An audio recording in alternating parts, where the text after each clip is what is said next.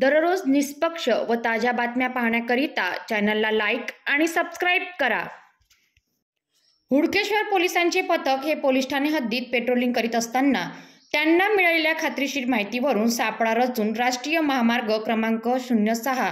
विहीरगाव येथे Mahendra Bolero pickup वाहन क्रमांक MH31 FC 2489 यास थांबवून वाहनाची पाहणी केली असता त्यामध्ये एकूण 7 जिवंत गोवंश जनावरांना निर्दयतेने बांधून अवैधरित्या कत्तलीकरिता नेत असल्याचे आढळले। पोलिसांनी आरोपी ऋतिक गणपत चौधरी यास अटक करून आरोपीच्या ताब्यातून 7 गोवंश जनावरांची सुटका करून 7 गोवंश जनावर, एक बोलेरो गाडी असा एकूण 3,35,000 रुपयांचा मुद्देमाल जप्त करून आरोपी विरुद्ध महाराष्ट्र प्राणी संरक्षण कायदा अन्वये गुन्हा नोंदवून पोलीस या प्रकरणी पुढील तपास करीत आहे।